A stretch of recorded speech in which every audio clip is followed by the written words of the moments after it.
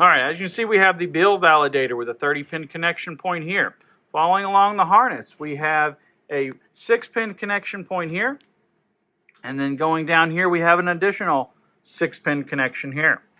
All right, coming back this way to the touch reader, there are 2 points to worry about. There's a Ethernet cable for COM 1, and then there's a 6-point connection for the MDB connection.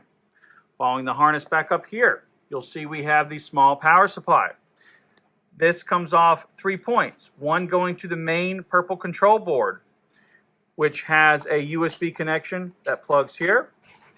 And then we have 3 5-pin connections. As you see, they are labeled for J1, J2, and J3.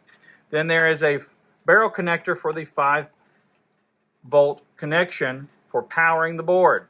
Coming off the additional 2 connections for the small power supply. One falls down here directly to the power cord. Then the other connection branches off, and that goes to the large power supply. From the large power supply, you see that we come off here to a 2-pin connection here that also runs to the MDB converter. Following that harness track here, we get the card dispenser that has a 24-pin connection here. Following that branch off that harnessing, it goes to the printer with a 4-pin connection point and also a micro USB.